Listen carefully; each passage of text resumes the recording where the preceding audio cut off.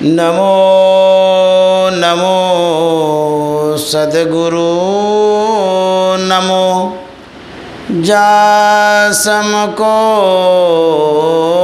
नयान परम पुरुष हूँ ते अधिक गावे संत सुजान। परम पुरुष हूँ ते अधिक गावे संत सुजान। श्री सद्गुरु महाराज की जय। प्रातः स्मरणीय अनंत श्री विभूषित परमाराध्य सद्गुरु महाराज गुरुदेव महर्षि संत सेवी परमहंस जी महाराज मुंगेर जिला के सत्संग प्रेमी महान भाव माता एवं बहनों, हम लोग विशेष सत्संग में उपस्थित हैं और इससे लाभ लें, यह आपसे विनती है, प्रार्थना है। गुरु महाराज का जो पद्य है उसमें लिखा है, गुरु हरि चरण में प्रीति हो, युग काल क्या करे, कछुए की दृष्टि हो, जंजाल क्या करे, गुरु हरि चरण में प्रीति हो। गुरु महाराज लिखते हैं कि जिन भक्तों का मन गुरु चरणाश्रित है, गुरु के चरणों में लगा हुआ है और हरि अर्थात परमात्मा में प्रेम रखते हैं, तो कहते हैं युग काल क्या करे। जिनका मन हरि और गुरु के चरणों में बराबर लगा रहता है, तो उसके ऊपर काल का, युग का प्रभाव नहीं पड़ता है। लेकिन हम आप कहेंगे कि हम लोगों का मन तो लगा ही रहता है, गुरु महाराज को छोड़ करके हम लोग कहाँ कहीं जाते हैं, दिन रात उनके ही चरणों में मन लगा रहता है। लेकिन फिर भी युग काल का प्रभाव पड़ता है और हम लोग दुखी भी देखे जाते हैं। ऐसा क्यों? हम लोग यदि विचार करेंगे, सोचेंगे, तो यह जरूर पता चलेगा कि हरि परमात्मा और गुरु के चरणों में किस तरह से प्रेम रखना है, लगाव रखना है। तो गुरु महाराज कहते हैं, कछुए की दृष्टि हो, जंजाल क्या करे, गुरु हरि चरण में प्रीति हो। हम अपने ख्यालों को किस तरह से रखते हैं, इस पर डिपेंड करता है। हमारा ख्याल सद्गुरु के चरणों में, हरि के चरणों में किस तरह से है। सबका ख्याल अपना अपना होता है। संसार के लोग अपने विचार से गुरु को, परमात्मा को याद करते हैं, लेकिन संत महात्मा कहते हैं जिस तरह से कछुआ जल में रह कर के थल पर जो अंडा उनका है उसका सेवन करती है, सेवती है वो, ठीक उसी तरह से यदि हमारी दृष्टि सद्गुरु में हो, परमात्मा में हो, तब युग काल क्या करे। हम लोग इस तरह से दृष्टि नहीं रख पाते हैं, इस तरह की साधना नहीं कर पाते हैं। मन को संत सद्गुरु के सूक्ष्म चरण में केंद्रित नहीं कर पाते हैं, लेकिन पद्य के अनुरूप प्रभाव पाना चाहते हैं, कृपा पाना चाहते हैं। कि गुरु महाराज ने कहा युग काल क्या करे, ठीक ही तो कहा गया है युग काल क्या करे, लेकिन दूसरी लाइन में तो कहते हैं कछवी की दृष्टि हो जंजाल क्या करे। जिनकी दृष्टि कछवी की तरफ, कछवी की कैसी दृष्टि होती है? कछवी की दृष्टि का ही उदाहरण क्यों दिया गया है? और किसी जीव जंतु के लिए नहीं कहा गया है। उसमें कुछ न कुछ विशेषता है, खासियत है, तभी तो बोले हैं।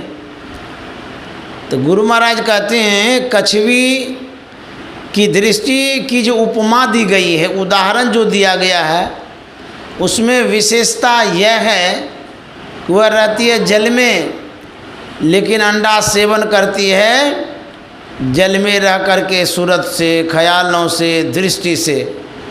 यही विशेषता है उनमें। तो हम लोगों को गुरु महाराज उपदेश, आदेश, संदेश यही दे रहे हैं कि हम घर गृहस्थी के कार्यों को संपादित करें, घर गृहस्थी के कामों को भी करें, लेकिन अपना लक्ष्य, जो उद्देश्य है, जो ख्याल है, कहाँ लगा के रखेंगे? जैसे कछवी अंडे पर लगा के रखती है, जल में घूमती है, चढ़ा भी चढ़ती है, सब काम करती है, बैठ के नहीं सेती है, ख्यालों से सेती है। ये ख्याल बहुत बड़ी चीज़ है। हमारा ख्याल जहाँ रहेगा, हमारी सूरत जहाँ रहेगी, वहाँ का काम बनेगा। आप घर में परिवार के बीच में बात कर रहे हैं या सखियों के बीच में बात कर रहे हैं, चूल्हे पर दूध चढ़ा दिए हैं, यदि बेखबर हो गए तो दूध तो उबल करके गिर ही जाएगा, जल भी जाएगा। और यदि आप सावधान हैं, सचेत हैं, तो बातचीत करते करते क्या कहता है, अच्छा थोड़ा रुकिए, तो दूध चढ़ा के आए हैं, उसको बंद कर देते हैं। इसको कहता है ख्याल। काम आपका कहीं हो रहा है, लेकिन बात कहीं और कर रहे हैं आप। तो बीच में माध्यम कौन है? ख्याल। हमारी जो चेतना है, हमारी जो शुद्धि है, इसी से काम हम लोग करते हैं। यही कहते हैं गुरु महाराज, अपने ख्यालों को रखिए कहाँ? जहाँ आपका काम हो रहा है, नहीं तो काम गड़बड़ हो जाएगा। हमारा ख्याल कहाँ रहना चाहिए? कर से कर्म करो विधि नाना, सुरत राख जा कृपा निधाना। कर्मन हाथ, हाथ से संसार के कामों को हम करेंगे, चाहे वो सब्जी बनाने का काम हो, दाल बनाने का काम हो, या कुदाल चलाने का काम हो। घर गृहस्थी में विविध तरह के कामों को हाथ से करते हैं। कहते उन कामों को करिए, मनाही नहीं है, परहेज नहीं है, कोई दिक्कतें नहीं है, लेकिन अपने ख्यालों को कहते हैं आज्ञा चक्र में रखिए, लक्ष्य में रखिए, जैसा गुरु ने निर्देश किया है, आदेश किया है, देखने के लिए। इस तरह का यदि ख्याल रखेंगे तो अब कहते हैं युग काल क्या करें। सिर्फ पद्य को पढ़ लेंगे, कहेंगे गुरु महाराज तो कहे हैं कि गुरु हरि चरण में प्रीत हो, प्रेम करने के लिए कहे हैं, लेकिन प्रेम क्या शरीर से? नहीं नहीं, सूरत से, ख्यालों से, मन से करेंगे, दृष्टि को एकाग्र करेंगे। लोग शरीर से चले जाते हैं भगवान के पास, दंडवत प्रणाम करते हैं। बहुत आदमी को देखिएगा साष्टांग प्रणाम करते हैं। कुछ आदमी ऐसे भी होते हैं भगवान के पास जाते धराम से गिर जाते मंदिर में।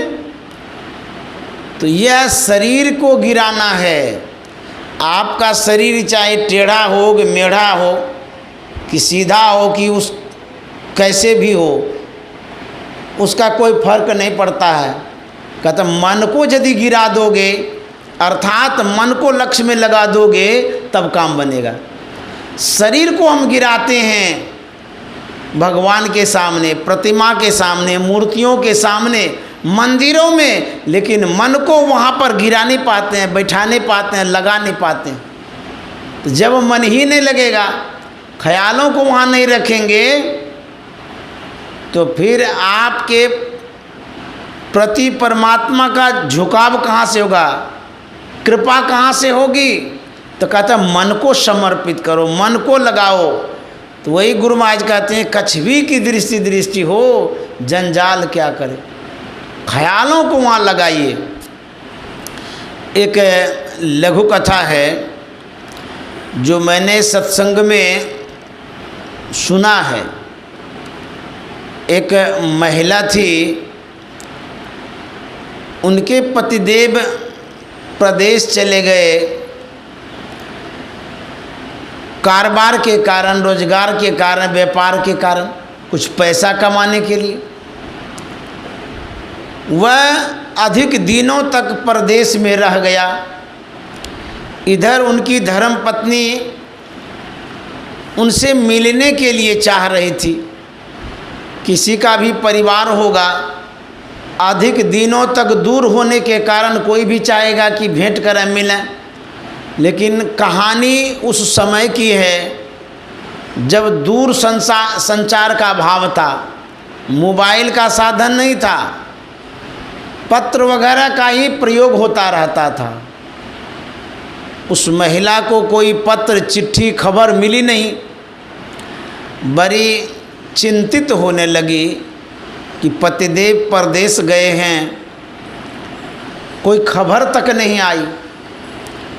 संजोग से उनके पतिदेव पत्र लिखते हैं कि मैं फलाने दिन फलाने तारीख को अमुक ट्रेन से अमुक स्टेशन पर उतर रहा हूँ। पत्र पढ़ कर के वह स्त्री बहुत प्रसन्न होती है, खुशी के मारे पागल हो जाती है। वाह, हमारे पतिदेव आ रहे हैं, मैं स्वयं चल कर के उसका स्वागत सम्मान करूँगी। मन बनाती है कि स्टेशन जाकर के उसका आवभगत करूँगी। सबका अपना अपना स्नेह होता है, सम्मान की भावना होती है। तो वह स्त्री उस तिथि में जाने का मन बनाते और चलती है। जा रही थी, लेकिन अपने ख्यालों को पतिदेव के तरफ लगा के रखी थी कि हमारे पतिदेव आ रहे हैं, हमारे पतिदेव आ रहे हैं। इसको विशेष स्नेह कहते हैं, प्रेम कहते हैं। जाते जाते रास्ते में एक घटना घटती है। मौलवी साहब नमाज अदा कर रहे थे आसनी बिछा करके। वह महिला जा रही है, ख्याल कहीं और है, दृष्टि कहीं और है। देख तो रही है, लेकिन ख्यालों से लोग देखते हैं। ये आँख से दिखाई नहीं देता है किसी को भी नहीं, ख्यालों से हम देखते हैं। आँख खुली हुई है, कंधे पर गमछा है। परिजन से कहते हैं कि मैं स्नान करने जाऊंगा, गमछा दे दो। वो स्मरण दिलाते हैं कि भाई आपके कंधे पर तो गमछा है। ओहो अच्छा, हाँ भूल गए थे। ये ख्याल है। ऐसी दृष्टि हो, ख्याल कहीं और रहेगा तो काम ही नहीं बनेगा। महिला जा रही थी, वो नमाज अदा कर रहे थे। मौलवी साहब पैर उस आसनी पर पड़ गया। जैसे पैर पड़ा, महिला तो बेसुध थी, आगे बढ़ गई, उनको कोई सुधि थी नहीं। लेकिन मौलवी साहब ने देखा, नमाज अदा करते हुए भी देख लिया कि मेरी आसनी पर वो पैर रख दी। उनका गुस्सा तो आसमान में चढ़ गया। मौलवी साहब तमतमा के क्या कहता है, अंधी है तुम, इधर आओ। वो कहते क्या हुआ मौलवी साहब? बोले क्या हुआ, सूझता नहीं है, दिखाई नहीं देता है, पगली हो गई हो। मैं नमाज अदा कर रहा था, पवित्र आसनी पर तुम पैर दे दिया, दिखाई नहीं देता तुमको, देख सुन करके नहीं चलती हो। वह स्त्री कहती है कि मौलवी साहब, मैं तो जागतिक पतिदेव के प्रेम में, स्नेह में, ख्यालों में इतनी बेखबर हो गई हूँ कि मुझे आपकी आसनी तक नहीं दिखाई दिया। आप तो जगतपति परमात्मा अल्लाह के सुध में है, ख्यालों में है, आपको हमारा पैर कैसे दिख गया? मौलवी साहब कहता अरे ये तो बहुत ऊंचे दर्जे की बात बोलती है। मौलवी साहब आश्चर्यचकित होते हैं कि एक स्त्री इस तरह की शिक्षा कहते हैं कि मैं तो जागतिक पतिदेव के प्रेम में इतनी पगली हो गई हूँ कि मेरा ख्याल इतना वहाँ चला गया स्टेशन तक कि आसनी हमको दिखता तो है लेकिन फिर भी ख्याल हमारा कहीं और है। और आप तो अल्लाह के प्रेम में थे, उनके ख्यालों में थे, तो मेरा पैर कैसे दिख गया? जब मेरा पैर दिखा तो इसका मतलब आपका ख्याल अल्लाह की तरफ नहीं है। ये जो ख्याल है, इन ख्यालों से यदि साधना करेंगे तब जंजाल कुछ नहीं करेगा।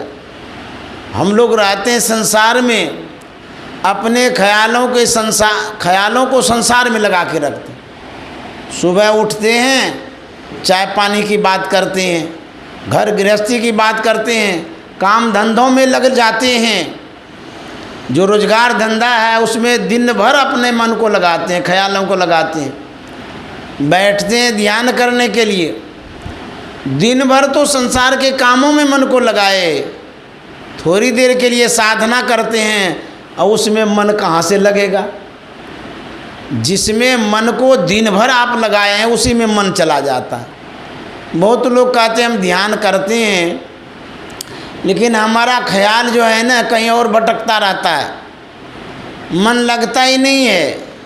कितना बरस हो गया, जहाँ पर थे वहीं पर अभी भी हैं। क्यों ऐसा होता है?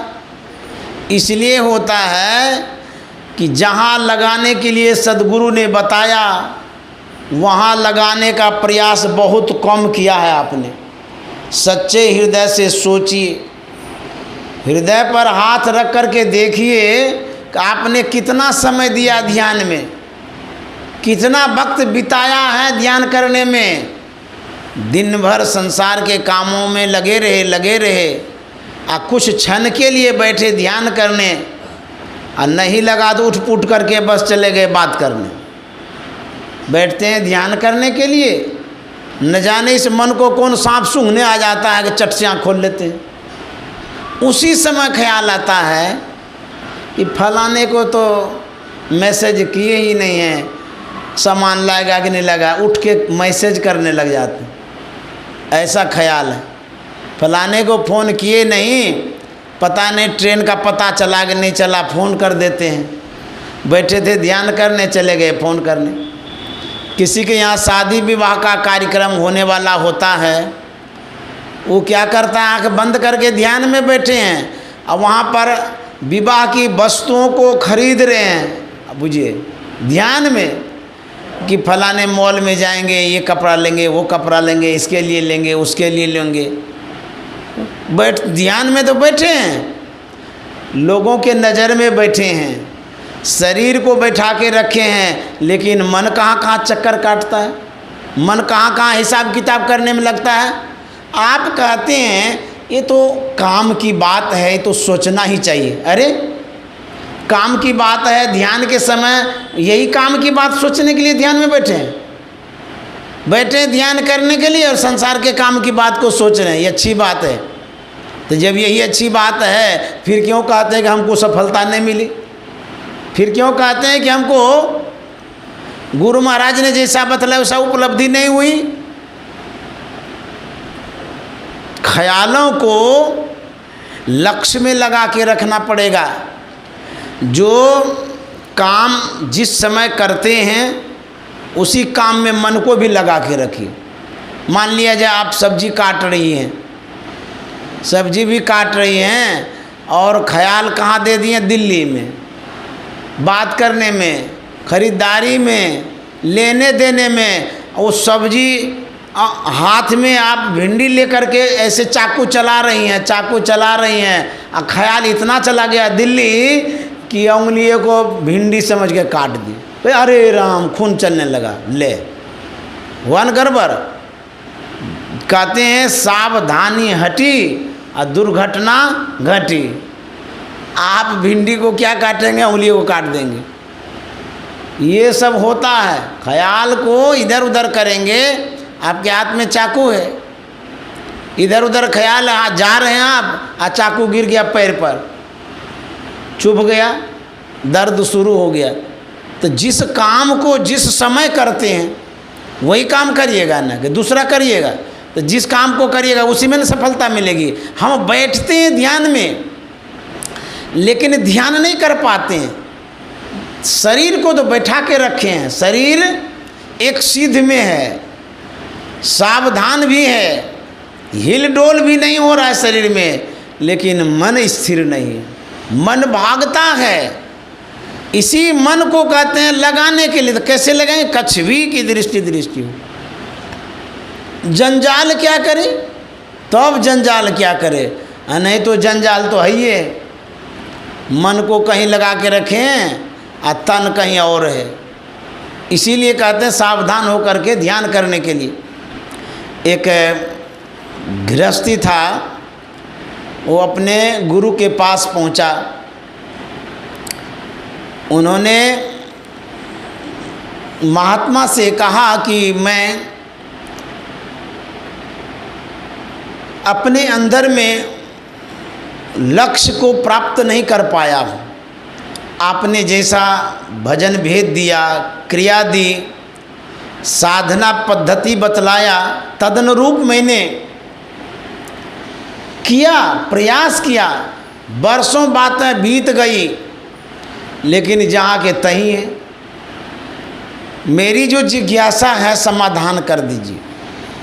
उस महात्मा ने कहा कि आप कल 8 बजे आइए, मैं आपकी जिज्ञासा का समाधान करूँगा।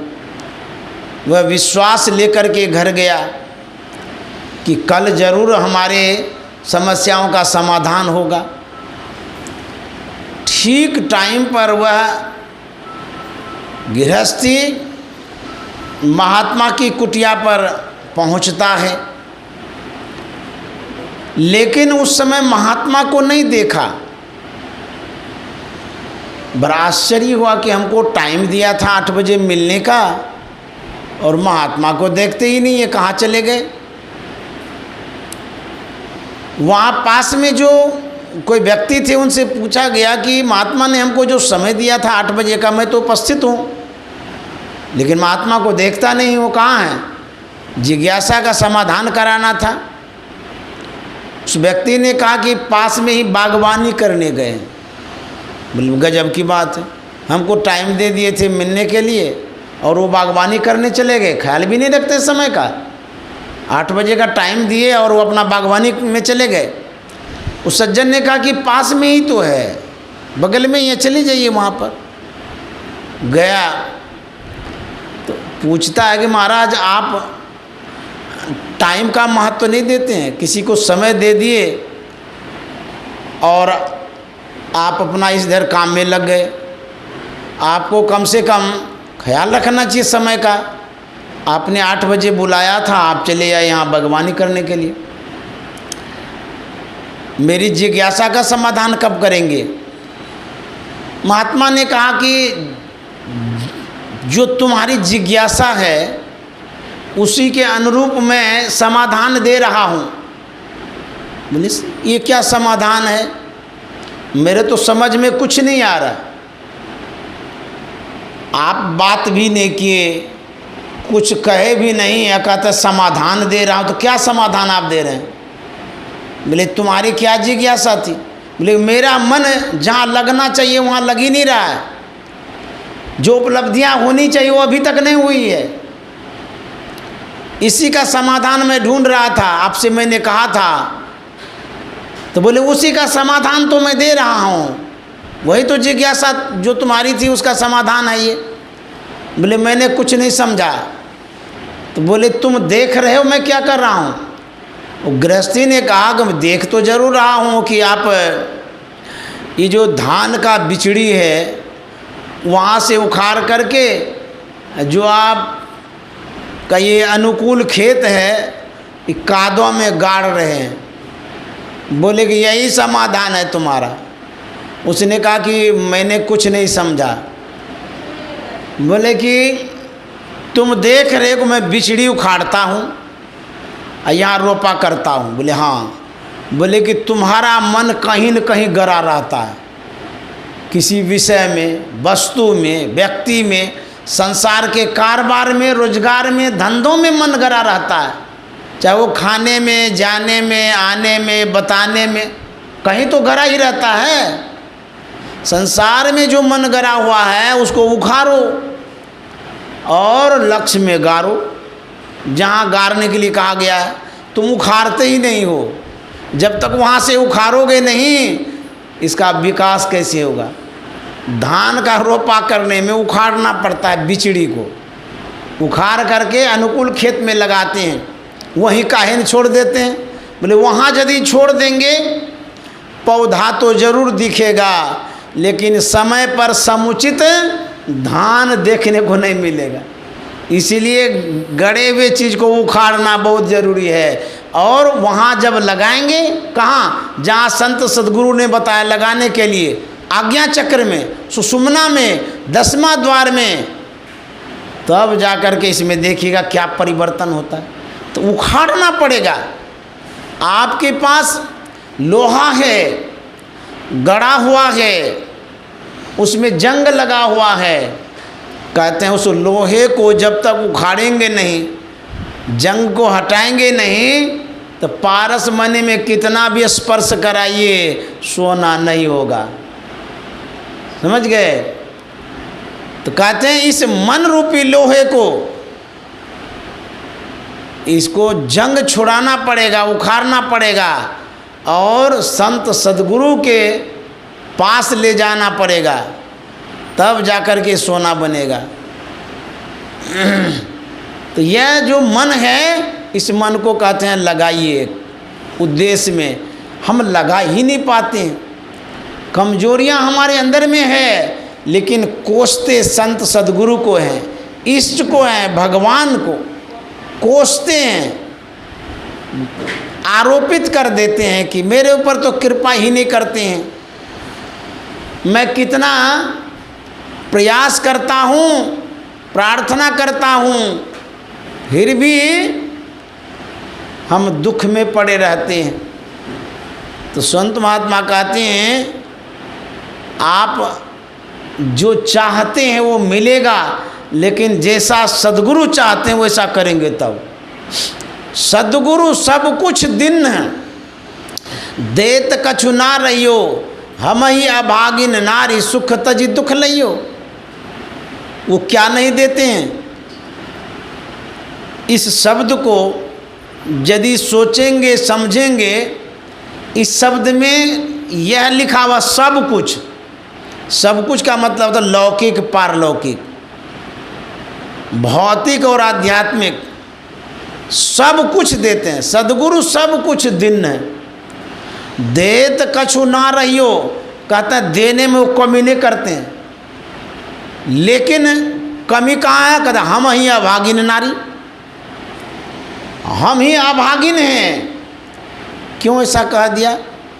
इसलिए कह दिया लेने की जो वस्तु है उसको नहीं लेकर के अनर्गल चीज़ लेते हैं, अनावश्यक चीज़ लेते हैं, बेकार चीज़ लेते हैं। सुख तजी दुख लइयो, कहते हैं आप लेते जरूर हैं, मांगते जरूर हैं संसार की वस्तु, विषय की वस्तु, शरीर से संबंधित वस्तु। क्या मांगते हैं?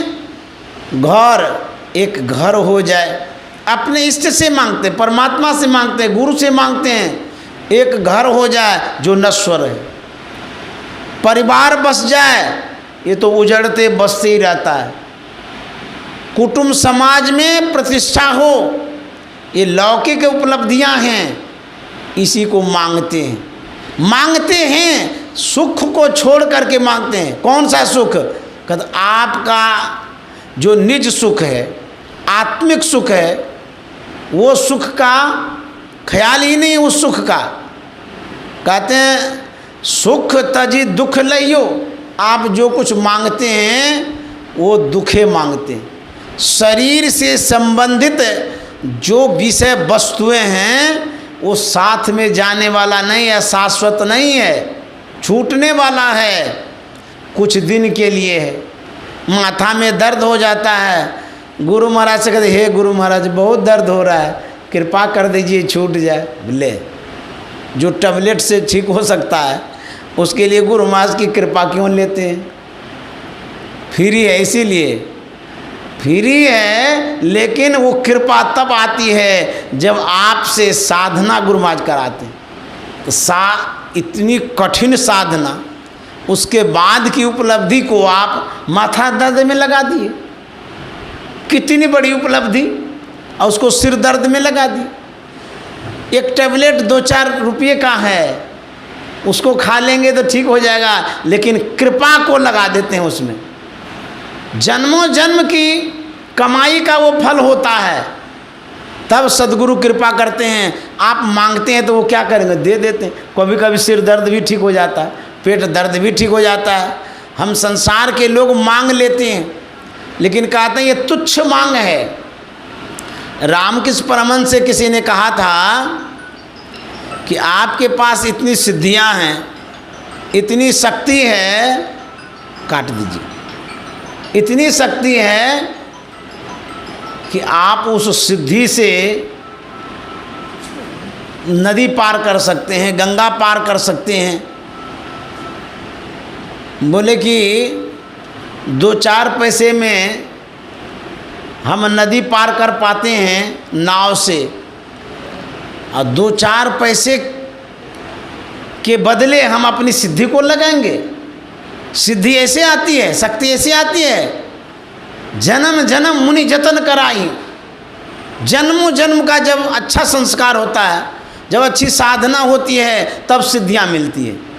और उस सिद्धि को सांसारिक कामों में, सांसारिक उपलब्धियों में लगाएंगे।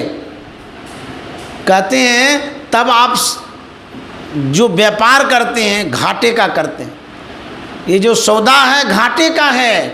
कहते हैं इसको बचा के रखिए, संग्रहित करिए, क्योंकि यही सिद्धि की शक्ति जब बची रहेगी आपको आगे का काम आएगा। थोड़ा बर्दाश्त कर लेंगे तो कहेंगे गुरु महाराज से हम जुड़े हुए हैं, वो कृपा नहीं करेंगे तो किनके पास जाएंगे? कहेंगे नहीं जाइए गुरु महाराज के पास, लेकिन आप जो मांग रहे हैं उसमें शक्ति तो आपकी चली जाएगी। फिर आपके पास क्या रहेगा? आपको बहुत साधना करनी पड़ेगी, फिर तपस्या करनी पड़ेगी, व्रत करना पड़ेगा, उपवास करना पड़ेगा। तो कहते हैं कि यह जो शक्ति है साधना से आती है। तो कहते हैं मांगना चाहिए, लेकिन क्या, यदि नहीं आता है तो सीख लीजिए। किनसे? सद्गुरु से। उन्होंने क्या सिखाया है? कहते यदि मांगना है तो प्रेम भक्ति गुरु दीजिए, बिनवों कर जोरी, पल पल छोहन छोड़िए, सुनिए गुरु मोरी। भक्ति दान गुरु दीजिए, देवन के देवा। देखिए क्या मांग रहे हैं? हे गुरुदेव भक्ति दान दीजिए। गुरु महाराज कहते हैं प्रेम दान दीजिए। प्रेम भक्ति मांगते हैं, लेकिन हम लोग क्या मांगते हैं? पैसा, परिवार की शक्ति। स्वामी विवेकानंद जी महाराज को उनकी माँ ने कहा था कि बेटा हम लोगों के पास बहुत गरीबी है, दयनीय स्थिति है, घर परिवार चलाने में दिक्कत हो रही है, अतः तुम जाओ श्री रामकृष्ण परमहंस के पास, उनसे मांग लेना, क्या घर की स्थिति सुधर जाए, पैसा, व्यवस्था। जाओ उनको कहना, वो व्यवस्था कर देंगे, कुछ सहयोग मिल जाएगा, हम लोग के जीवन में सुधार हो जाएगा।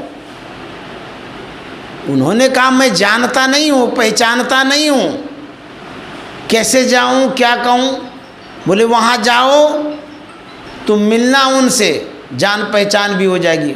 माँ की बातों को मान करके श्री रामकृष्ण परमहंस के पास गए। उसको ऑफ कर दीजिए। श्री रामकृष्ण परमहंस के पास गए, बंद कर दीजिए, बंद करिए ना, उसको ऑफ कर दीजिए ना। नहीं, राशन वाला। समझ गए? तो वो गए श्री रामकृष्ण परमहंस से जाकर के उन्होंने कहा कि माँ ने आपसे कुछ मांगने के लिए कहा है। तो बोले कि मुझसे क्या मांगने कहा है, जाओ माँ से मांग लो, अर्थात काली माँ से। वो सब कुछ देने वाली है, जगत जननी है, सबकी माता है। बोले नहीं नहीं, मैं तो काली माँ को नहीं जानता हूँ, उनकी उपासना नहीं करता हूँ। आप उनके उपासक हैं, आप जानते हैं, आप ही जाकर के कहिए। तो श्री रामकृष्ण परमहंस ने कहा नहीं, वो जगत जननी है, सबकी माँ है, मेरी भी माँ है, आपकी माँ है, सबकी माँ है। आप जाकर के कहिए, वो सुनेंगी और वो आशीर्वाद देंगी, आपको सब कुछ मिलेगा। उनकी बातों को मान करके विवेकानंद जी महाराज गए मंदिर में, आंख बंद करके स्मरण किया, याद किया, आवाहन किया। काली माँ साक्षात सामने में आ गई। बोले बेटा क्या चाहिए बोलो। विवेकानंद जी महाराज माँ की बातों को भूल गए, उन्होंने जो कहा था मांगने के लिए वो तो भूल गए। विवेकानंद जी महाराज कहते माँ मुझे ज्ञान दीजिए, ध्यान दीजिए, भक्ति दीजिए, मेरे अंदर में शक्ति दीजिए, यही मांग लिए। बोले ए मस्तु। बाहर आए, श्री रामकृष्ण परमहंस ने पूछा कि बेटा मांग लिया? बोले हाँ मांग तो लिया, लेकिन माँ ने जो कहा था वही नहीं मांगे। तो बोले कि कोई बात नहीं है, फिर से जाओ मांग लो। फिर गए विवेकानंद जी महाराज, वो फिर आवाहन किए तो काली माँ बोले बेटा क्या चाहिए? बोले कि माँ हमको ज्ञान दीजिए, ध्यान दीजिए, भक्ति दीजिए। कई एक बार गए, माँ की बातों को वो भूल जाते थे और संस्कार बस, देखिए संस्कार भी काम करता है, वो भक्ति मांग लिए। आज विवेकानंद जी महाराज को देखिए, दुनिया में यश कीर्ति को प्राप्त किए। आज घर घर में विवेकानंद जी महाराज को जानते हैं। तो क्या मांगे? ज्ञान मांगे, ध्यान मांगे, भक्ति मांगे, उसी में सब कुछ आ जाता है। उसी तरह से कहते हैं हम अपने इष्ट से मांगते हैं, लेकिन मांगने यदि नहीं आता है तो घाटे का सौदा होता है। तो जब हम ध्यान करते हैं तो ध्यान कैसे करेंगे? ध्यान एकाग्रता पूर्वक करेंगे, सावधानी पूर्वक करेंगे और लक्ष्य में लगा के रखेंगे। वहाँ संसार आना ही नहीं चाहिए, मन में घुसना ही नहीं चाहिए संसार। जब मन संसार घुसा हुआ रहेगा तो फिर बात करेंगे। फिर ये साधना की बातें कैसे होगी, फिर वो उपलब्धि कैसे होगी? तो कहते हैं कबीर मन तो एक है, भावे तहाँ लगाए, भावे गुरु की भक्ति कर, भावे विषय कमाए। कबीर साहब कहते हैं मन तो एक ही है, इसमें विषय घुसाइए कि निर्विषय घुसाइए। बोरा में अनाज भरा हुआ है तो उसमें और क्या भरिएगा, उसको खाली करिएगा तब ना। उसी तरह से जैसे मोबाइल में सब मैटर भरा हुआ रहता है, ऑडियो वीडियो आदि, अब उसी में भरते जाइएगा, उसमें स्पेस है ही नहीं, खाली है नहीं, फिर कैसे बढ़ेगा? कहते उसको डिलीट करिए। जब डिलीट करेंगे जगह खाली होगी तब तो दूसरा घुसेगा। उसी तरह से हमारे मन में क्या घुसा हुआ है? विषय, संसार, घर परिवार, कुटुंब, समाज, ये घुसा हुआ है। किस रूप में घुसा हुआ है? कहेंगे हमारे अंदर में कैसे घुसेगा कोई भी? कहते हैं कैसे घुसेगा? घुसता है। मोबाइल में हम कैसे घुस गए? देखिए अभी मोबाइल में है ना, हम ही है कि दूसरा कोई है? हम ही ना है, तो कैसे घुस गए? ये भौतिक वैज्ञानिकों का चमत्कार है कि हम यहाँ भी बैठे हैं, हम मोबाइल में भी दिख रहे हैं। देखिए अभी वीडियो हो रहा है, घुस गए ना वहाँ पर, दूसरा तो नहीं है, हम ही हैं, बोल रहे हैं, शरीर हिलता है तो वहाँ हिलता है ना, तो कैसे घुस गए? यही तो चमत्कार है आज के वैज्ञानिकों का, भौतिक वैज्ञानिकों का। यंत्र विशेष के माध्यम से ऐसा कर पाते हैं। ठीक उसी तरह से परम प्रभु परमात्मा जो हैं वो भी चमत्कार करते रहते हैं। क्या? हमारे शरीर में पूरा संसार घुसा दिए। सकल दृश्य निज उदर मेली, शोभई निद्रा तज योगी, सोई हरिपद अनुभव परम सुख, अतिशय द्वैत वियोगी। सकल दृश्य, सकल में ना सब, दृश्य में ना जो आँख से दिखाई देता उसको दृश्य कहते हैं, रूप कहते हैं। सब घुसा हुआ इस शरीर में, पूरा ब्रह्मांड, ब्रह्मांड लक्षणं, पूरा ब्रह्मांड घुसा हुआ है। कहेंगे बाप रे बाप, घुसा हुआ है पता भी नहीं चलता है। इस मोबाइल में कितना चीज़ घुसा है आपको है पता है? नहीं, हमको पता है। बहुत कुछ इसमें रखे हैं, ऑडियो है, वीडियो है, फोटो फाटो है, सब कुछ है। जितना डालते हैं जा रहा है 128 GB इसमें स्पेस है, बुझिए। जितना डाल रहे हैं जा रहा है, जब 128 बढ़ेगा तब ना ये रुकेगा, उबेगा। उसी तरह से हमारे अंदर में चिप है, मेमोरी पावर। परमात्मा का मेमोरी पावर इतना स्ट्रांग है, इतना उसमें स्पेस है, जब से जन्म लेते हैं अब मृत्यु पर्यंत डाउनलोड होते रहता है। आँख से जो देखते हैं वो, कान से जो सुनते हैं वो, हाथ से जो स्पर्श करते हैं वो, पंच विषयों के द्वारा जो उपभोग करते हैं, सब डाउनलोड होते रहता है। रोज होता है। मर जाते हैं, शरीर छूटता है, लेकिन डाउनलोड होना बंद नहीं होता।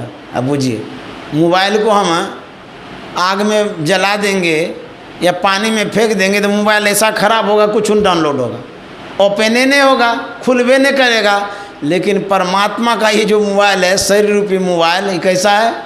ऐसा ये मोबाइल है, आग में दे दीजिए, पानी में दे दीजिए, पहाड़ में फेंक दीजिए, जंगलों में छोड़ दीजिए, डाउनलोड होते रहता है। इतना स्ट्रांग नेटवर्क है। परमात्मा ने इसमें ऐसा नेटवर्क सेट किया है कि हर वक्त बीमार अवस्था में भी डाउनलोड होता है, मर जाते हैं उस समय भी होता है। कहेंगे ऐसा कैसे होता है? बोले इसमें ऐसा ही मशीन फिट किया गया है। शरीर को जला देते हैं लेकिन डाउनलोड का काम होते रहता है। वो जो चिप है वो चित्त है हमारे अंदर में। गुरु महाराज ने लिखा है, जो टेढ़ों में रहकर न टेढ़ा कहता, जो जिंदों में रहकर न जिंदा कहता, जो सोझों में रहकर न सोजा कहता, सभी के परे जो परम तत्व रूपी सोई आत्मा है, सोई आत्मा है। ये जो आत्मा है, जो जाड़े जरे न, जो सारे सरे न, जो काटे कटे न जो जड़ाने से नहीं जड़ेगा, न सर्वे करेगा, कुछ नहीं होगा, वही आत्मा जो है, वो जो चिप है उसी में स्टोर होता है। इतना स्ट्रांग है, इतना मजबूत है, वो न सड़ता है, न गलता है, न पचता है, उसी में संस्कार स्टोर होता है, वही जाता है साथ में। कितना स्पेस है? एक जन्म कौन कहे, लाखों जन्म लेते रहेंगे, लाखों जन्म का संस्कार डाउनलोड होते रहेगा।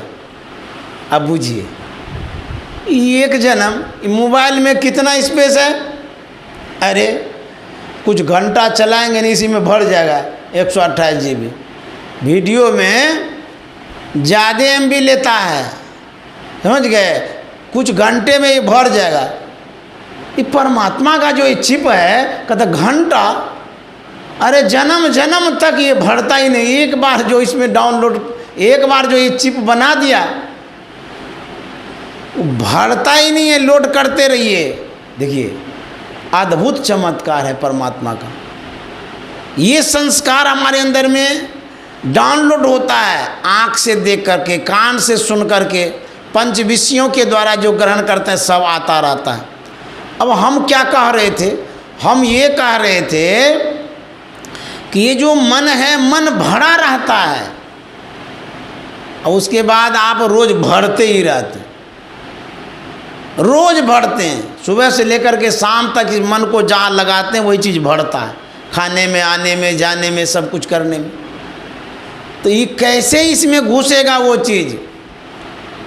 इसके लिए कहते हैं कि एक अवलंब लीजिए, आधार लीजिए। क्या? अति पावन गुरु मंत्र, मन ही मन जप जपो, उपकारी गुरु रूप को मानस ध्यान थपो। उपकारी गुरु रूप को मानस ध्यान थपो। देवी देव समस्त पूरन ब्रह्म परम प्रभु। गुरु में करें निवास कहत हैं संत सबू। गुरु महाराज कहते हैं इस मन को लगाने के लिए सबसे अच्छा अवलंब है एक पवित्र नाम का, एक पवित्र रूप का सहारा लीजिए। नाम जो संत सद्गुरु बतलाते हैं, संत सद्गुरु जो अवलंब देते हैं वो नाम। नाम तो बहुत है, हरि के 1000 नाम, लेकिन वो नाम नहीं।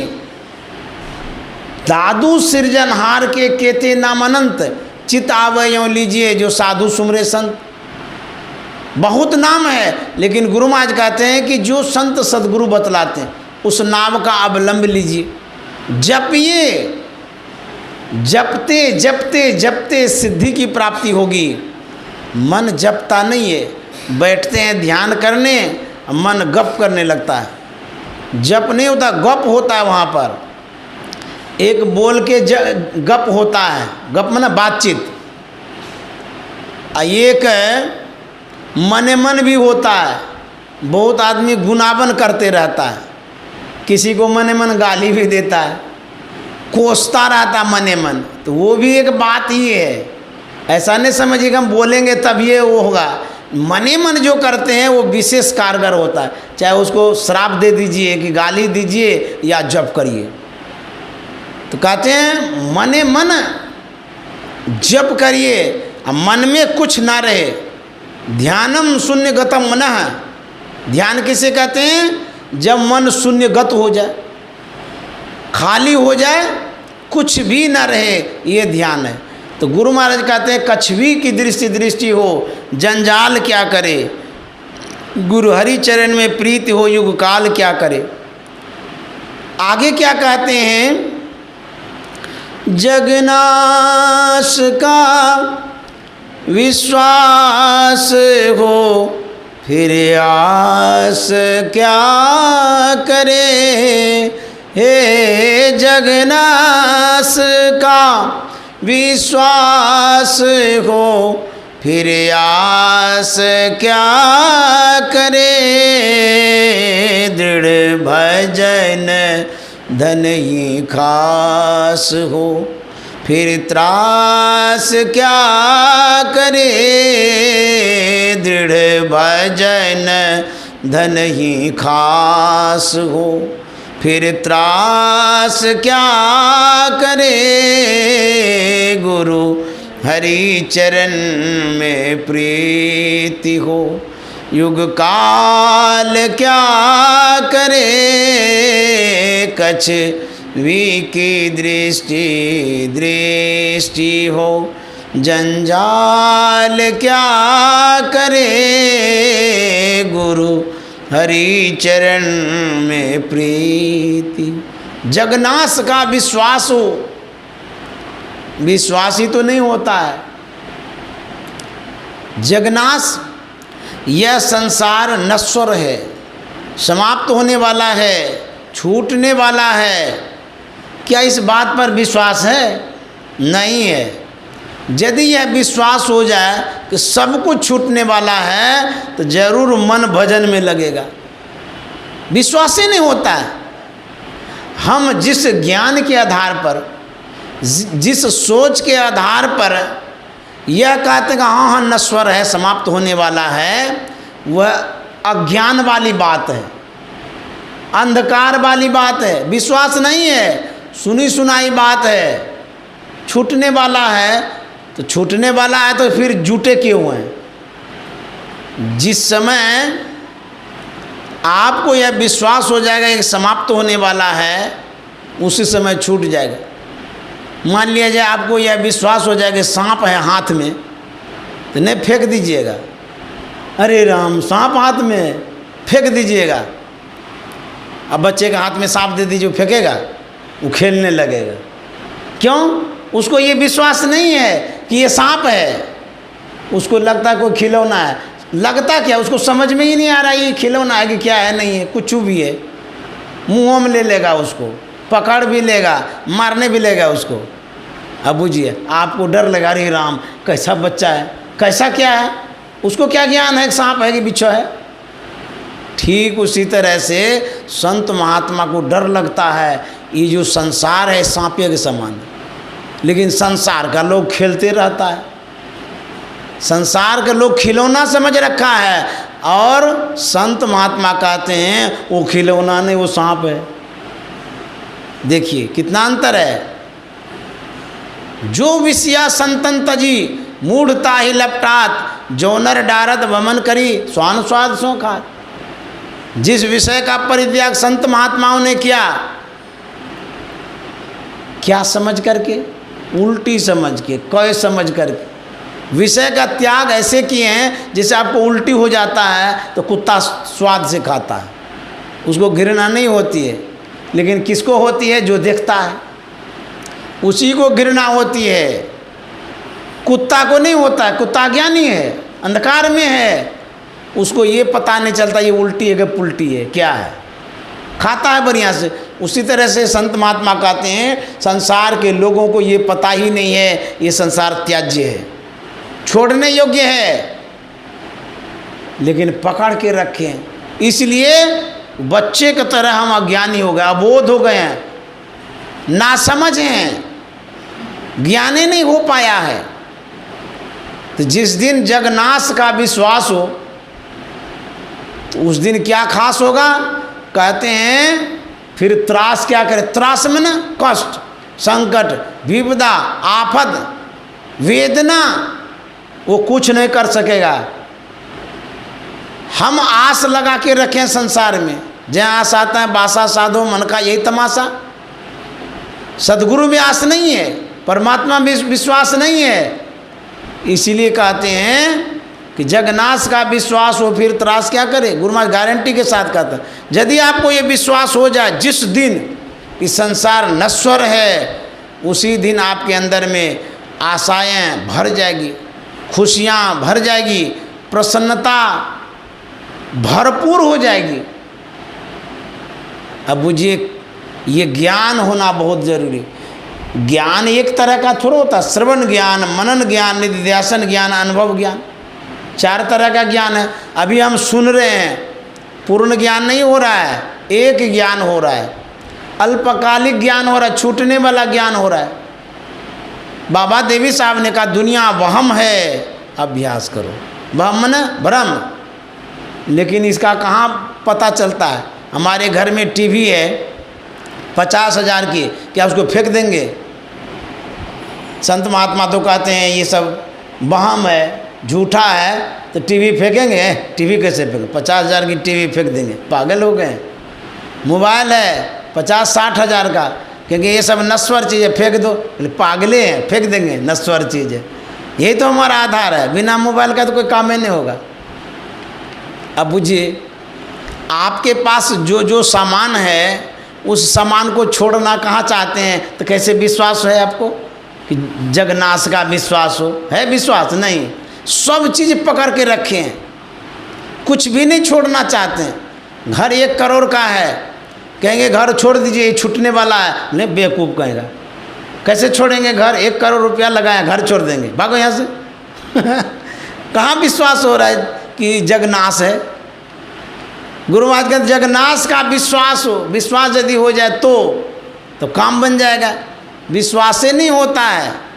जगनाश का विश्वास हो फिर आस क्या करे, दृढ़ भजन धन ही खास हो फिर त्रास क्या करे, दृढ़ भजन धन ही खास हो फिर त्रास क्या करे, गुरु हरि चरण में प्रीत। गुरु महाराज कहते हैं दृढ़ भजन धन ही खास हो।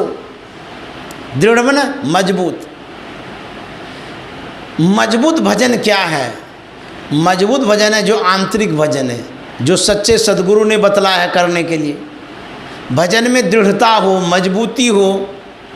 यदि दृढ़ता के साथ भजन करेंगे, दृढ़ भजन धन ही खास हो, फिर त्रास क्या करे? ये भजन भी धन है, यह विश्वास होता है। यदि विश्वास हो जाएगा तो जड़ धन के पीछे नहीं दौड़ेंगे, इसी धन के पीछे रहेंगे। हाँ ठीक है, दीक्षा लिए हैं, भजन भेद लिए हैं, हम भी सत्संगी हैं, यह तो है, लेकिन भजन ही खास धन है, इस पर विश्वास कहाँ है? हमारे पास भजन धन है, इस पर विश्वास नहीं है। तब कहते हैं संसार में जो रुपया है उस पर विश्वास है, खेत है उस पर विश्वास है, ये धन है, घर है उस पर विश्वास है, धन है, गाय है, बैल है, घोड़ा है, हाथी है, आदि आदि। इन वस्तुओं पर विश्वास है कि ये धन है, लेकिन भजन धन है, इस पर कहाँ विश्वास है? यदि भजन धन होगा तो उसके पीछे पिल पड़ेंगे। कहीं आपको बतला दिया जाता है कि 1 लाख रुपया कहीं गड़ा हुआ है, बाप रे बाप, पलंग पर सोए हैं, उछल के कूदेंगे और दौड़ते हुए भागेंगे रात में कि वहाँ गड़ा हुआ है, चट से जाके उखाड़ेंगे। इसको कहते हैं धन के प्रति विशेष लगाव, झुकाव, आस, ख्याल। भजन धन खास है। यदि विश्वास हो जाए तो रात में आप पलंग पर सोए हैं, चौकी पर सोए हैं, जहाँ भी सोए हैं, नींद आ रही है, अचानक नींद खुलेगी, अरे भजन धन खास है, अभी हम सोए हैं, कहीं शरीर छूट जाएगा तो हम अभी ध्यान कर लेते हैं। जब ये धने हैं इसी को जमा कर लेते हैं। ऐसा किसी किसी को होता होगा, लेकिन सबको नहीं। ब्रह्म मुहूर्त में सोए रहते हैं, अच्छा लगता है सोने में, पूरा एकदम खर्राटा लेके सोते हैं। उसको कहाँ ख्याल है कि भजन धन है, रात में उठ करके धन जमा करेंगे। अच्छा, यदि आपको 12 बजे रात में, 1 बजे रात में 5 लाख रुपया कहीं मिलने वाला है, क्या आप सोइएगा उस समय? कह देगा देखिए 12 बजे के बाद हम चले जाएंगे, हमारा फ्लाइट है, इसीलिए आप यदि आ सकते हैं तो आइए, क्योंकि हमको तो समय है नहीं। अब कहिएगा आने के लिए कहता है, हम उड़ते हुए आते हैं, भागते हुए आते हैं, दौड़ते हुए, सोना छोड़ करके, परिवार छोड़ करके, सब कुछ छोड़ छाड़ करके जाएंगे, 5 लाख रुपया भी दे देगा। उस समय कहाँ नींद आती है? भागते हैं न लेने के लिए। उसी तरह से गुरु महाराज कहते हैं यदि भजन धन को आप समझ लेंगे धन है, तो रात में जग करके ध्यान करेंगे। मीराबाई ध्यान करती थी, मीरा मन मानी सूरत शैलस मानी, रोती थी। किस लिए? सांसारिक पति के लिए नहीं, नहीं, परमात्मा के लिए, ईश्वर के लिए रोती थी। क्या परिवार के लिए? नहीं, नहीं, भजन में उपलब्धि हो, साधना में बढ़ोतरी हो, सर्वेश्वर परमात्मा की प्राप्ति हो, इसके लिए वो रोती थी। ये न हुआ भजन धन ही खास हो, उनके अंदर में था। परमाराध्य सद्गुरु महाराज महर्षि में ही परमहंस जी महाराज की जीवनी को जब पढ़ेंगे तो पता चलेगा कि गुरु महाराज रात रात भर जग करके ध्यान करते थे। उनको लगता था कि ये भजन धन खास है, तभी न लिखे हैं। रात रात भर जग करके ध्यान करते थे। रात और दिन को तो छोड़ दीजिए, कंटिन्यू 18 महीनों तक लगातार भागलपुर कुप्पा घाट के गुफा में ध्यान किए। उसके पहले धरारा में एक मिट्टी का कुआं बना करके बैठे, 3 महीनों तक बैठे रहे, शरीर पीला हो गया। उन खोज रहे थे भजन धन। उनको न पता था कि भजन धन कैसे मिलेगा। गुरु महाराज को पता था कि भजन धन है ये, हम लोगों को पता ही नहीं लगता भजन धन है। हम लोगों को लगता है भोजन धन अच्छा है, खूब बढ़िया से भोजन का प्रबंध हो, इसके लिए कमाओ, पैसा जमा करो। मीनू बनाते हैं, खा लेंगे, पकौड़ा खाएंगे, हलवा खाएंगे, रसगुल्ला खाएंगे, खीर खाएंगे। भोजन धन में आप लगे रहते हैं, भजन धन में कहाँ लगे रहते। इतना भोजन करते हैं कि भजन धन कहाँ दूर भाग जाता पता नहीं, गला तक खा लेते हैं, अब पैर पसार के सोते रहते हैं खर्राटा मार के रात भर। तो भजन धन का कहाँ पता चलता है, भोजन धन का प्रबंध करते हैं। तो गुरु महाराज कहते हैं दृढ़ भजन धन ही खास हो, फिर त्रास क्या करे, गुरु हरि चरण में प्रीत। कबीर साहब ने लिखा है झूठे सुख को सुख कह, मानत है मन मोद, आ खलक चबेना गाल का, आ कुछ मुख में कुछ गोद। झूठे सुख को सुख कहते हैं। क्या सुख है? संसार के लोग कहते नहीं नहीं सुख तो है भाई, हमको कोई चीज़ की कमी है। अरे सुंदर सा भवन है, एसी लगा हुआ है, मुलायम सैया है, भरा पूरा परिवार है, आगे पीछे नौकर चाकर है, घूमते हैं हवाई जहाज से, फिर हमको क्या दुख है, क्या टेंशन है? तो कबीर साहब ने बड़ा अच्छा लिखा है, सुखिया सब संसार खावे और सोवे हो। खूब सुखी मनाते हैं, खाते हैं, आनंद से रहते हैं, कहते हमको न उधो से लेना है माधो को देना है, कोई टेंशन ही नहीं, किसी से लेना देना है नहीं, हमको कोई चीज़ की कमी नहीं है, हम अपना खाते हैं सोते हैं बढ़िया से। तो कबीर साहब कहते हैं सुखिया सब संसार खावे और सोवे हो, दुखिया दास कबीर गावे और रोवे। कहते दुखी तो संत है, संसार के लोग कहाँ दुखी हैं, संत दुखी हैं। क्यों? इसलिए कि वो भजन धन खोजते हैं, भजन रूपी धन को खोजते इसीलिए दुखी हैं। और संसार के लोगों को भोजन रूपी धन मिल गया वो सुखी हैं। संत महात्मा दुखी हैं उस उपलब्धि के लिए, परमात्मा प्राप्ति के लिए, ईश्वर भक्ति के लिए वो दुखी हैं कि हम भजन करेंगे तो परमात्मा की प्राप्ति होगी। इसीलिए कबीर साहब कहते हैं सुखिया सब संसार खावे और सोवे हो, दुखिया दास कबीर गावे और रोवे हो। और एक जगह कबीर साहब ने लिखा है कि कहे कबीर सुनो भाई साधु, साधु को दुख दूना हो, तपसी को दुख दूना हो। तपस्वियों को दुख दूना है किस मायने में?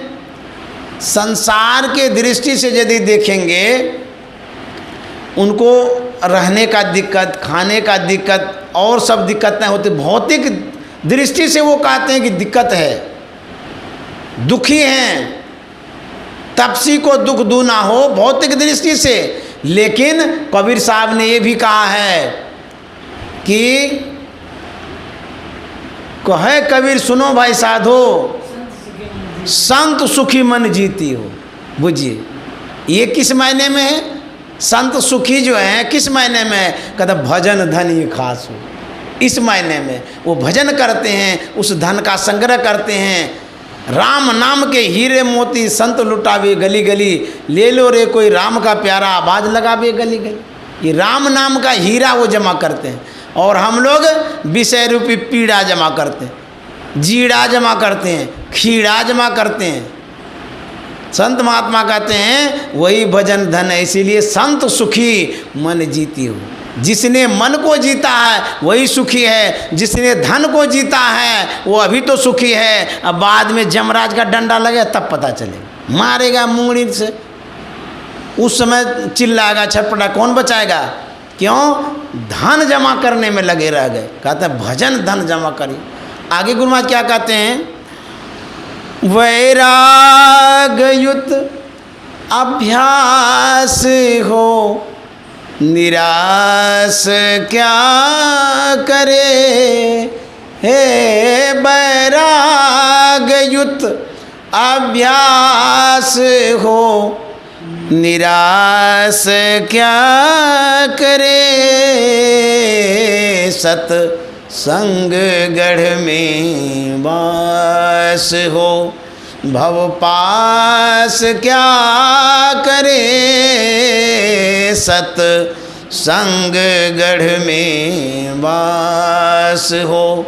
भव पास क्या करे, गुरु हरि चरण में प्रीति हो। युग काल क्या करे, गुरु हरि चरण में प्रीति हो। गुरु महाराज कहते हैं वैराग युक्त अभ्यास हो, निराश क्या करे। दिन दिन अधिक विराग प्रेम सत्संग करते, दृढ़ ज्ञान दे समझाए, बोध दे कुबुद्धि को हरते, संशय दूर बहाए संत मत स्थिर करते। गुरु महाराज कहते हैं दृढ़ ज्ञान दे समझ। कौन? संत सद्गुरु। जो सच्चे सद्गुरु होते हैं उनके अंदर में वैराग्य होता है। वैराग युक्त अभ्यास हो। भगवान श्री कृष्ण ने अर्जुन से कहा था कि अर्जुन अभ्यास करो, वैराग्य रखो। मन में वैराग्य भी रखना चाहिए। क्या? यह संसार छूटने वाला है, समाप्त होने वाला है, और निरंतर अभ्यास। कहता यदि वैराग्य और अभ्यास रहेगा फिर निराश क्या करे। उसके जीवन में निराशा नहीं आएगी। इसलिए वैराग्य भी रखना चाहिए और अभ्यास भी करना चाहिए। दो चीज़, वैराग्य और अभ्यास। तो संत महात्मा के पास दिन दिन अधिक विराग, बराबर वैराग्य रहता है उनको। प्रेम सत्संग सो करते, सत्संग के प्रति प्रेम रहता है, संसार के प्रति नहीं। इसलिए प्रेम को बढ़ाइए, वैराग्य को बढ़ाइए, अभ्यास को बढ़ाइए, जो हमारे गुरु महाराज ने बताया है और किया भी। गुरु महाराज ऐसे ही वैरागी थे। उनके अंदर में बहुत त्याग था, भौतिक त्याग भी था, संसार का त्याग भी था, लालच कुछ नहीं था, सब कुछ उसने त्यागा। तब आज उसके जीवन में निराश नहीं है। देखिए उस त्याग भरे चरित्र को जब पढ़ेंगे तो पता चलेगा। संग्रह उन्होंने नहीं किया, लेकिन भजन धन संग्रह किया। संसार को त्याग दिए और अपने को भजन में लगा दिए। इस तरह से कहते हैं त्याग रखना होगा, वैराग्य रखना होगा, उसके बाद भजन करना होगा, तब आपके जीवन में निराशा नहीं आएगी। तो शुरू वाले पद में जो गुरु महाराज ने कहा है, गुरु हरि चरण में प्रीति हो, युग काल क्या करे, प्रेम उसी के अंदर में होगा जिनके अंदर में वैराग्य है, त्याग है, अनासक्ति है। जो रागी है, जो आसक्त है, उनके मन में कैसे प्रेम हो सकता है? आसक्ति भी एक प्रेम का प्रतीक है। आप बेटा को भी अच्छा कहेंगे, बेटी को भी कहेंगे, घर को भी कहेंगे, परिवार को भी कहेंगे, उसी में लगे रहेंगे, उसी में डूबे रहेंगे। साधना के प्रति मन में कैसे प्रेम हो सकता है? नहीं होगा। प्रेम आप संसार से कर रहे हैं तो परमात्मा से परे हो जाएगा, दूर हो जाइएगा। तो प्रेम किन से करना है? तो तुलसीदास जी महाराज के पद को सुना के समाप्त करूँगा। तुलसीदास जी महाराज कहते हैं, तुलसी ममता राम सो समता सब संसार, राग न रोष न दोष दुख, तब दास भये भव पार।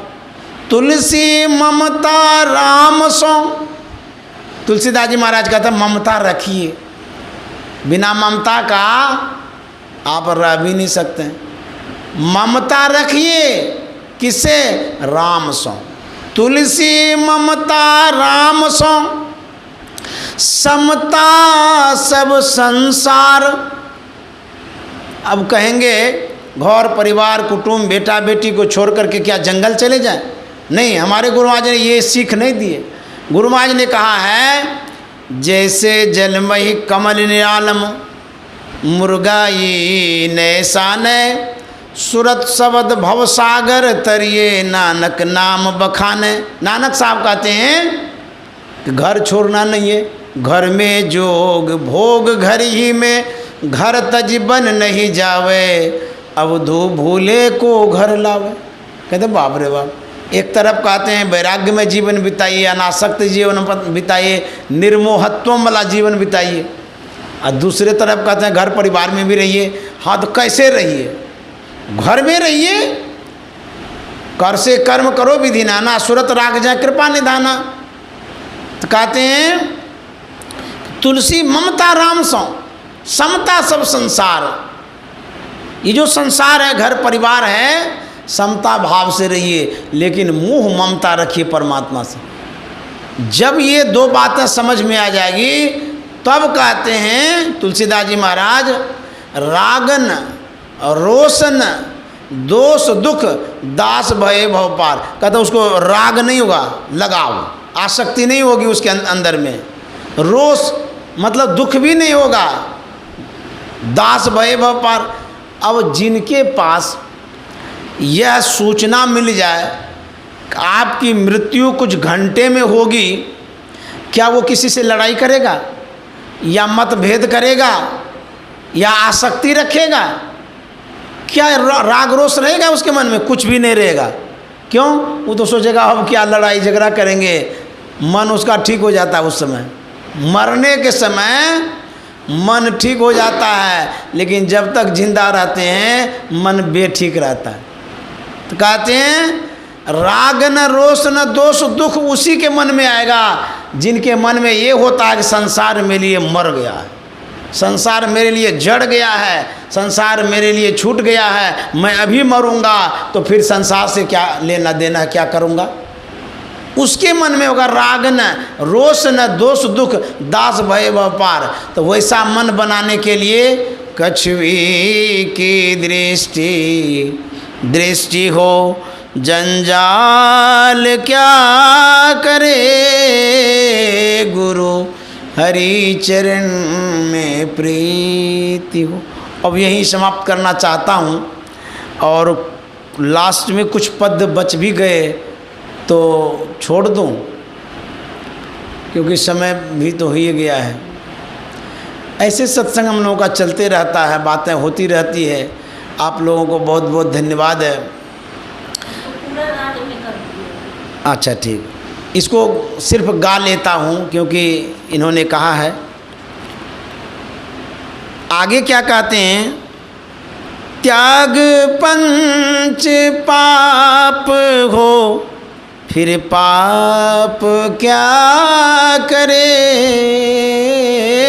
त्याग पंच पाप हो फिर पाप क्या करे, सत बरत में दृढ़ आप हो कोई शाप क्या करे, सत बरत में दृढ़ आप हो कोई शाप क्या करे, गुरु हरि चरण में प्रीति हो युग काल क्या करे, कछवी की दृष्टि हो जंजाल क्या करे, गुरु हरि चरण में प्रीति हो।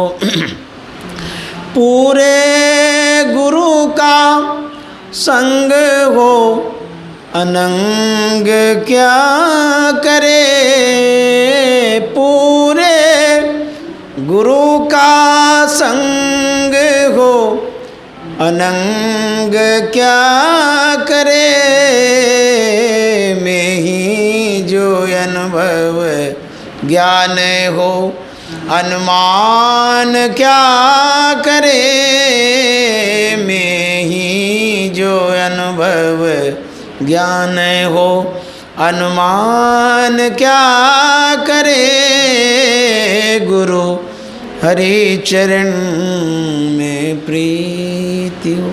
श्री सद्गुरु महाराज की जय। आप लोगों को बहुत बहुत धन्यवाद, साधुवाद। और हम यहीं अपने वचनों में विराम देना चाहूँगा, क्योंकि समय पर सब कुछ शोभा देता है। समय हो गया है, अब हम लोग आरती भी करेंगे। श्री सद्गुरु महाराज की जय।